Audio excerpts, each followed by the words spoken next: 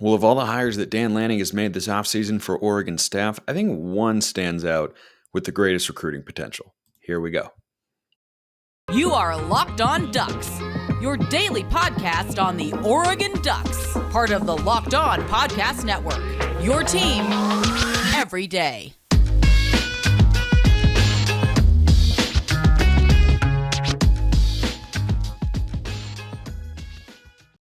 Yes, it is that time once again for Locked On Ducks. I'm your host, Spencer McLaughlin. Thank you so much for making this your first listen or your first view of the day. Part of the Locked On Podcast Network, your number one source to stay up to date with the Ducks. Like, comment, subscribe, please, and thank you wherever you listen to or watch this show, which today is brought to you by FanDuel Sportsbook, official sportsbook of Locked On. Make every moment more. Visit FanDuel.com/LockedOn today to get started. Some football chatter, basketball talk coming later as well as we enter March. And again, a reminder for all my regular listeners out there. Number one, I appreciate you. Number two, show will not be back in your feeds on YouTube or wherever you listen until next Friday. I will be in Disney World. So, question here from Otson-Zone. Love it. Hey, Spencer, I know this is off topic and this might be a difficult one to answer, but I'm curious to see who you think has the best potential to be an elite recruiter out of the three new hires Dan has added to the staff: Stein, Hampton, and Terry. All three have a ton to prove at Oregon, both off and on the field, but as we saw this last recruiting cycle, Junior Adams is an elite recruiter now. Same goes for Carlos Laughlin and Tony Tuioti. I also think you have to remember that the best two recruiters on Oregon's staff right now are probably Dan Lanning, Tosh Lupoy. I think Junior Adams is probably third. You'd probably look at Laughlin fourth. But of the new hires, I think the clear answer here is Will Stein. And part of that is because of the job that Will Stein has been hired to do at Oregon, that being the new offensive coordinator. But he's also the quarterback's coach. And the way that recruiting plays out, most times, this has not always been true for Oregon. It was not true last cycle, but it has been true before. I think it was kind of true with the Ty Thompson class in 2021 or so. When you're going about recruiting the offensive side of the ball, a lot of times the quarterback can be kind of the bell cow recruit, the guy that other recruits look to and say, oh, he's going there. I want to go and follow him. And Will Stein is a young guy who's seen as an up-and-comer in coaching and coordinator circles. I like what he brings to the table. He's from the state of Texas, is the other reason I'm going to go with Stein here. I think when you talk about who's got the biggest ceiling, who could land the highest impact recruits on their particular side of the ball or within their position group of the three new hires, I think you're looking pretty clearly at Will Stein. The state of Texas is clearly somewhere Oregon wants to be. We saw them get a number of players from the Lone Star State this recruiting cycle. They've got coaches who have got ties there, including Lanning and Lupoy and Stein, just, from a recruiting footprint standpoint, or whether that's, part of their past. But I think being the offensive coordinator at Oregon carries with it a level of weight that, we've talked about with John Garcia here on the show that is just kind of difficult to match compared to the other two hires. Now, I think the most intriguing from a recruiting standpoint to evaluate for all of these coaches is Alik Terry, because the last two offensive line coaches have surpassed my expectations both times for recruiting offensive linemen. It has been a recurring theme. But now I think the onus is on Alik Terry to build the next great Oregon offensive line from both a coaching and technical standpoint and a recruiting standpoint. Not that I don't think Chris Hampton could, go into a particular state or be involved as a primary recruiter, but he's also the co-defensive coordinator. So I think that carries with a little bit less juice than a position coach or being an OC. But I think Stein's got the greatest potential there because he'll probably have access to the greatest number of players just from a talent standpoint, or he'll be the most involved, I think, with high-level recruits. And if he can get quarterbacks, right, and he was very successful developing the quarterback they had at UTSA, Frank Harris, I think was his name. When you have that sort of success as an OC, that permeates. That gets noticed. And if you can then go out, get a high-level quarterback recruit, like, hey, you never know, a Dylan Raiola, I think is his name, for the 2024 cycle, somebody of that nature, in the Dante Moore category. I know it's a sore name to bring up a little bit for Duck fans, but it is what it is. If you go get somebody like that, I think you could then see him if you bring the offensive on-field results and attach to it Oregon's recruiting power. I think you could see him really, really take off as a recruiter. But both he and Terry right now, because they're young and they're coming from places that are not traditional powers. I mean, Alik Terry was last a position coach in college at Hawaii, and Will Stein was at UTSA. That does leave an element of it's fair to question what they will do. I don't have doubts, but I don't have 100% confidence. Oh yeah, they're going to be able to recruit at a top 5 level and bring in all this. Like we don't really know. We really don't know. I think being at Oregon in and of itself is helpful for both of those guys, but I think Stein's got the greatest potential. But Terry, I think, is the most interesting here. And also, by the way, Autzen Zone, this is not off topic at all.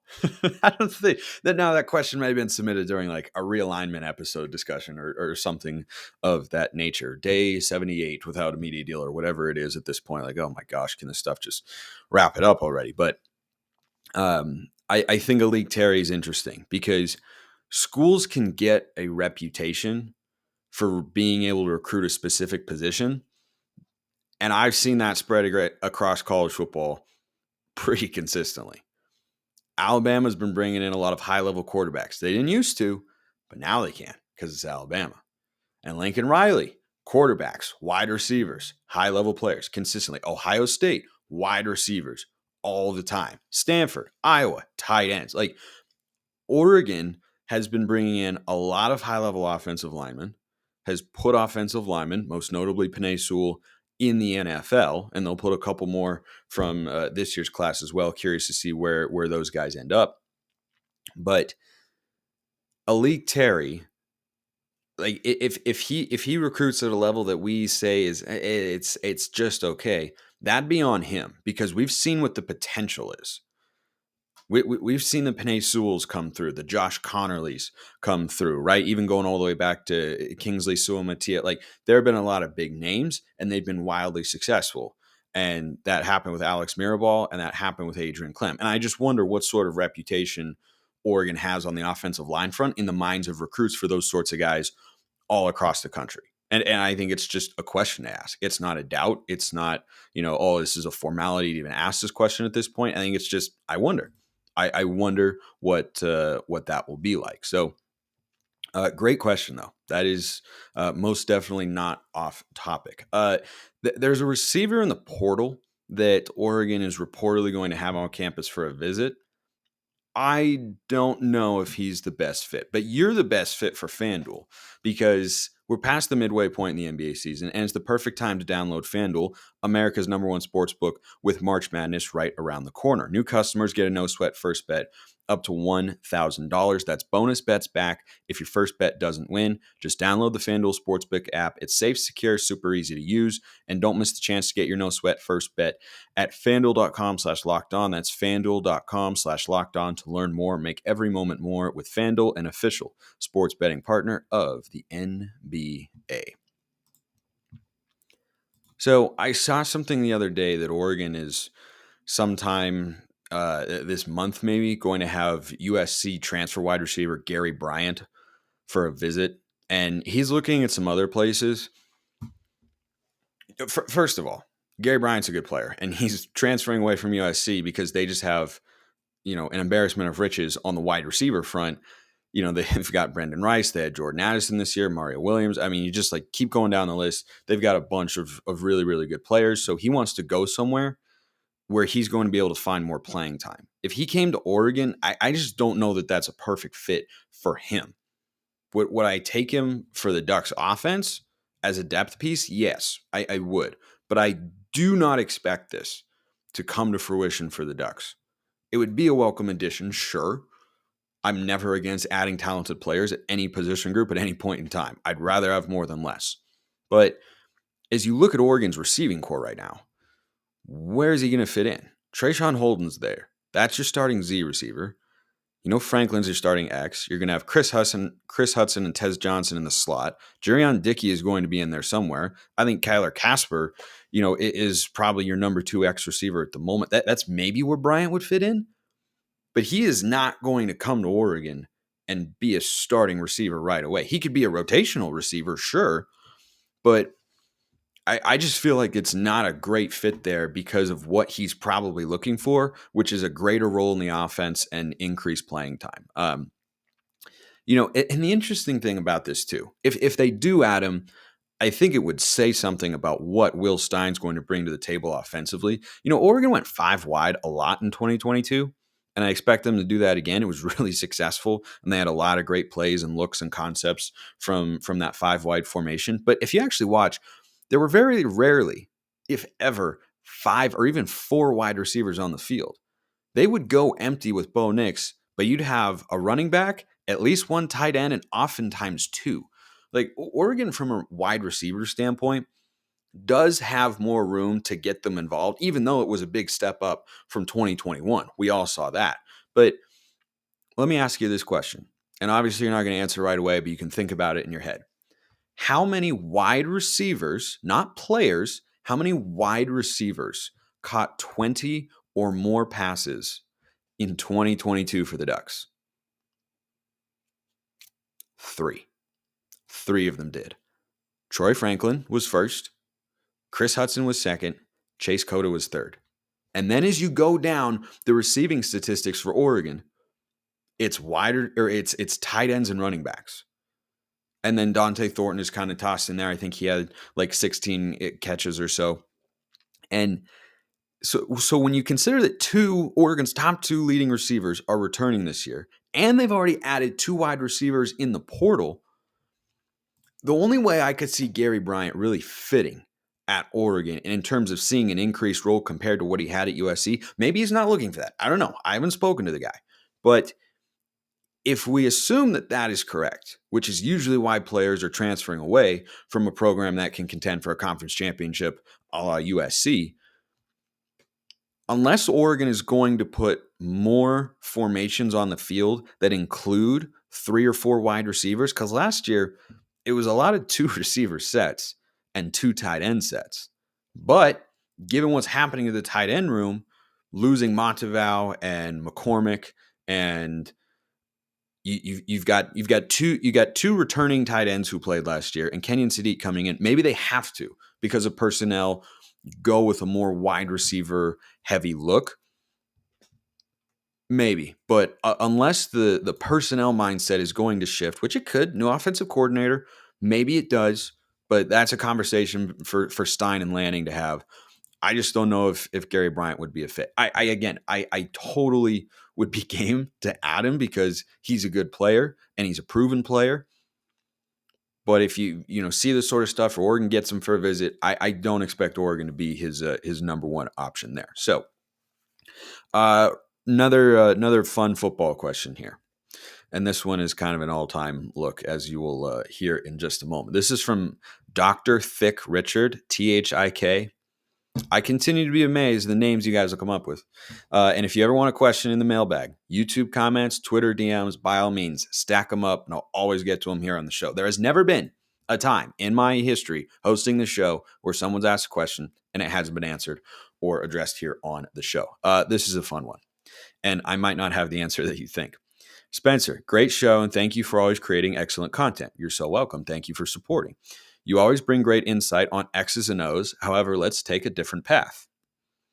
Like Frodo, or Bilbo? Frodo? I don't remember which one has he's holding the paper and he says, "We're going on an adventure." Anyway, one of those hobbits. Since you've been a Duck fan, who is your favorite player all time? And what is your favorite uniform combo? My favorite player is Jeff Mail. It's a great pick. Love Jeff Mail. Favorite wide receiver of all time at Oregon for sure. Not my favorite player, but favorite wide receiver. And uniform combo is 09 against Cal at Autzen Stadium, the retro jerseys. Those were great. Picture is attached, and he sent it to me via the Twitter direct messages. Again, that's at Smalls_55 or at Locked On Ducks. So the uniform combo is tricky. The favorite player, though, is probably not the answer you think. My favorite Oregon football player of all time, LaMichael James. Marcus is number 2. Marcus is the greatest, but my favorite is LaMichael, and here's why. When I was young and rooting for the Ducks, they were good. Like I'm talking really young, so I'm 25. I probably started following the Ducks since I was like 6, 7 years old. They were good.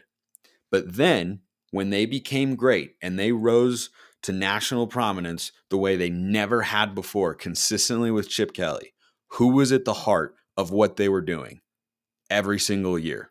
Those first 3 with Chip, it was LaMichael. And that era of Oregon football is so special to me and to all of you, I'm sure, as well. And LaMichael was at the center of it. And then Marcus came after, and Marcus is the GOAT. But my favorite, the one I feel the most, and again, I have a great affinity for Marcus, of course, for everything that he did for the program back in the day and being our first Heisman winner, like unbelievable player. But that era, you can only have that once, the rise to being in the national conversation year in and year out, having those sorts of expectations, that only happens once. And that was when it happened for Oregon, and it was LaMichael. And man, he was fun to watch. I mean, Bucky Irving kind of reminds me of LaMichael James. LaMichael's obviously best running back in Oregon history for my money. He's not the leading rusher, but come on, that guy was ridiculous.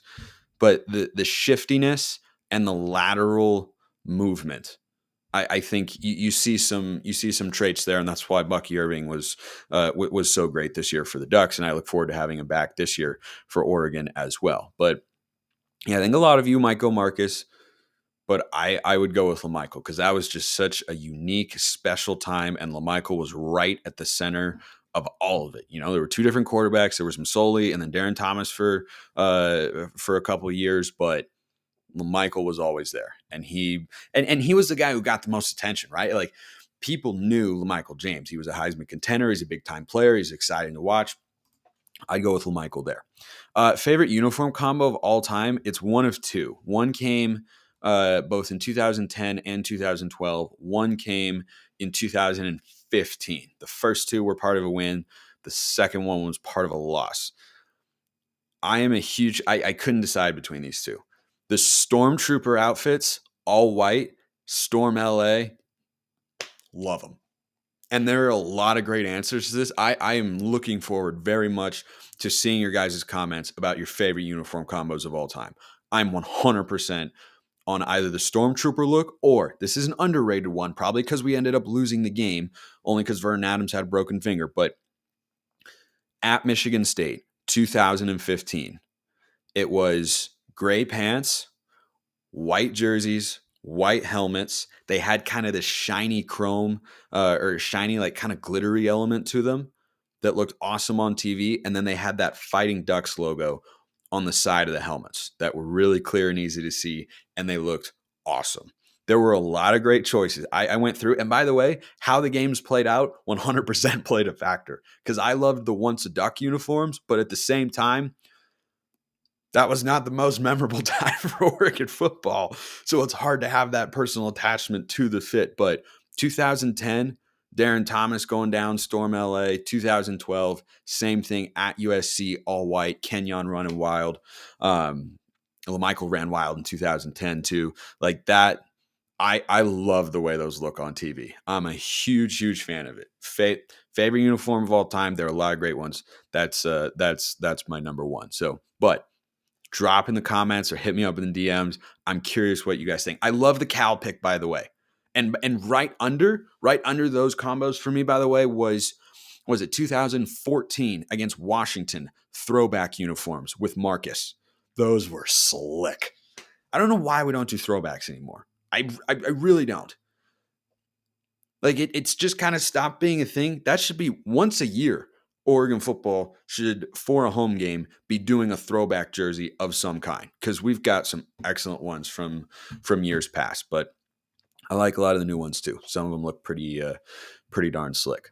Love that question. Love fun questions like that. It's easy to get in the weeds and get, serious and focus on all this sort of stuff. I appreciate a good fullback question like that. So thank you, Dr. Thick Richard. Also, before we get to basketball talk, I want to thank Built Bars for bringing this episode to you, because if you're looking for a delicious treat and you don't want all the fat and calories, you got to try Built Bar. They're just fantastic. Covered in 100% real chocolate. And they've got a bunch of great flavors: churro, peanut butter brownie, mint brownie, my personal favorite, coconut almond. I don't know how Built does it, but they do. 130 calories, only 4 grams of sugar, even though they're sweet, delicious, and tasty and filling, because they've got 17 grams of protein. You can get yours at Built.com or go to your local Walmart or Sam's Club to get your next order of Built Bars today. Alrighty, wrapping up with some basketball talk. Unfortunately, the women now await their fate to get into the NCAA tournament. Kind of feels to me 60-40 they don't get it. They had a great win in a hard-fought game against Washington on Wednesday. They lost to Stanford, one of the best teams in the country, on, Thursday? Yeah, Thursday? I think so. I don't know. All the days blend together. But so they don't get an automatic bid by running the table in the tournament. I wasn't expecting that. That win against Washington, I don't know how valuable that's going to be. I don't think it's impossible that they could get an at-large. They were the first team out going into this week. Does a win and then a competitive loss to Stanford do a lot for you? I don't know. They might need some help. Again, to me, it feels 60-40. They don't get in, but they could still reach the big dance. The men have a lower percentage possibility of getting in there. They thumped Cal by over 30 points, which is good because they were 20-point favorites. So good teams win, great teams cover. I can't take anything away from a win against Cal, even though it looks the way it was supposed to. Stanford's a better team, not great, but better. It'd be nice for them to win on Saturday and carry momentum into the conference tournament. If they beat Stanford, I believe they will be one of the top 4 teams in the league, which is wild with how the year has gone, but that's just where Pac-12 basketball is at. And also a testament to the potential that this season has had, but why it just hasn't been there and why it's been so frustrating on that front. But anyway, getting a bye would be helpful. So you'd like to really beat Stanford and lock that up, but I don't know. If they make a run, could they get an at-large? I feel like 80% no. However, just win the conference tournament and then you're in. It's that easy. It's that simple. Sounds so simple. Easier said than done, as they say. I will never give up hope. I love college basketball too much. So I will be back next Friday. See you then. Thank you for listening. Have a wonderful rest of your day, and go Ducks.